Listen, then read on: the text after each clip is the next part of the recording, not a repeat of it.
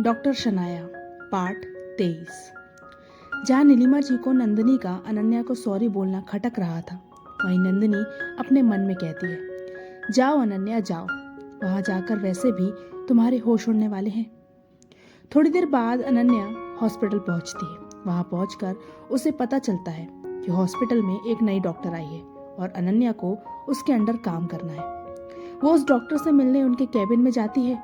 Cabin के बाहर नाम लिखा था, शनाया राजवंशी। वो डोर नॉक करती है। शनाया राजवंशी कहती है, कम इन।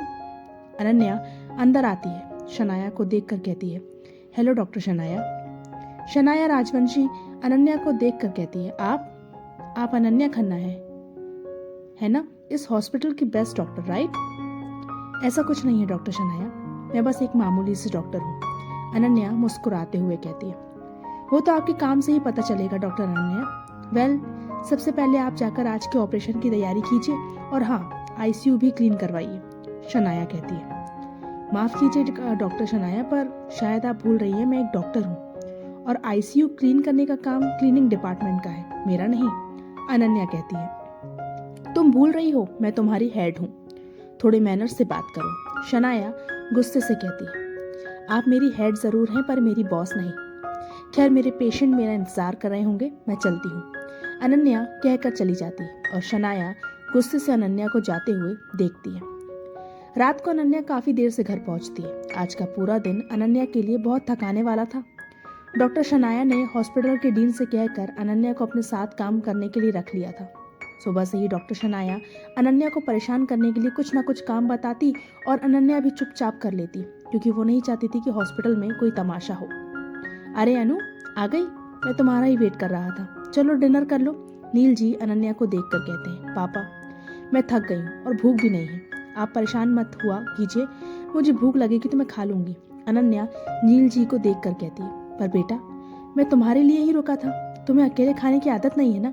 नील जी कहते हैं, पिछले 21 साल से अकेले खाने की आदत हो गई है पापा, कहकर अनन्या अपने रूम में चली जाती है। नील जी अनन्या की बात सुनकर दुखी हो जाते हैं। फिर वो भी डिनर फ्रिज में रखकर अपने रूम में चले जाते हैं।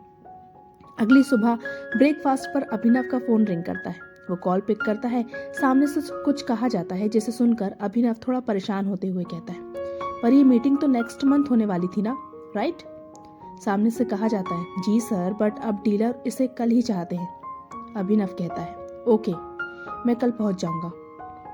थोड़ी देर बाद अभिनव कॉल कट करता है। फिर आलोक जी से पूछते हैं, क्या बात है? अभिनव कहता है, कुछ खास नहीं डैड, कल एक मीटिंग के लिए जाना पड़ेगा दिल्ली से बाहर, कुछ टाइम लग सकता है वहां। कब निकलना है बेटा? अरुणा जी कहती है, अभी ही निकलता हूँ माँ, 2-3 दिन लग सकते हैं वहां। अभिनव कहता है, डोंट वरी भाई, आप आराम से जाइए, मैं यहाँ सब संभाल लूंगा। अविनाश कहता है। अभिनव मुस्कुराते हुए कहता है, थोड़ी देर बाद अभिनव अपने काम के सिलसिले में चला जाता है। वहीं हॉस्पिटल में शनाया ने फिर अनन्या को परेशान करना शुरू कर दिया था। शनाया कोई मौका नहीं छोड़ती थी अनन्या को परेशान करने का। उसने अनन्या को अपने कैबिन में बुलाया। डॉक्टर अनन्या, ये रूम नंबर 602 के पेशेंट की फाइल है, इसका कल हमें हार्ट ऑपरेशन करना है, आप तब तक इसके केस को समझ लीजिए। शनाया अनन्या को फाइल देकर कहती है, इनका केस तो काफी सीरियस है, हमें इनका ऑपरेशन तो बहुत पहले ही कर देना चाहिए था। अनन्या फाइल पढ़ते हुए कहती है, हाँ, पर मैं पहले मेडिसिन देकर देखना चाहती थी। शनाया कहती है, लेकिन डॉक्टर शनाया, ऐसे में इनकी हालत और खराब हो जाएगी। अनन्या कहती है, बस करो डॉक्टर अनन्या, मैं आपकी सीनियर हूँ, मुझे पता है क्या करना है और क्या नहीं, तुमसे जितना बोला जाए उतना किया करो। शनाया चिढ़ते हुए कहती है। अनन्या कहती है, लेकिन बस, अब तुम जाओ मेरे कैबिन से, शनाया बीच में कहती है। अनन्या शनाया के कैबिन से चली जाती है और अपने कैबिन में आ जाती है, जहां अपूर्वा अनन्या का ही इंतजार कर रही होती है। अनन्या कहती है, हे अपूर्वा, तुम कब आई? अपूर्वा खुश होते हुए कहती है, हे ब्यूटीफुल, बस अभी, तुम बताओ कहाँ थी अब तक? अनन्या कहती है, क्या बताऊं यार, डॉक्टर शनाया के पास गई थी।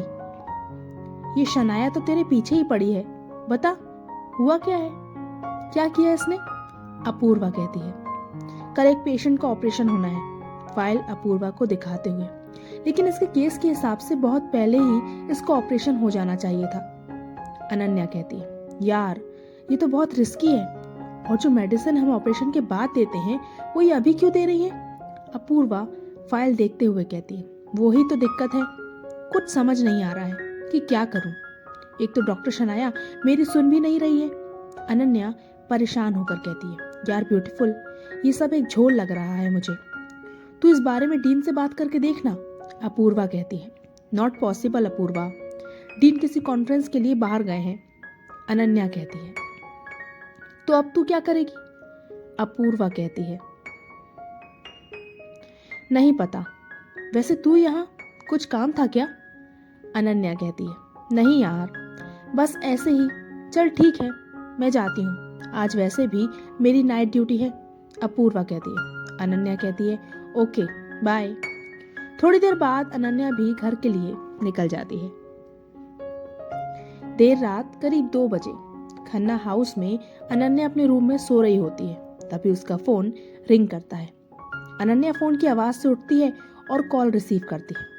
नर्स घबराते हुए फोन पर कहती है, हेलो डॉक्टर अनन्या, मैं हॉस्पिटल से बोल रही हूँ, आप जल्दी आ जाइए, रूम नंबर 602 के पेशेंट की हालत बहुत खराब हो गई है। क्रमशः क्या होगा आगे? क्या अनन्या इस नई सिचुएशन को संभाल पाएगी या फंस जाएगी किसी नई मुसीबत में?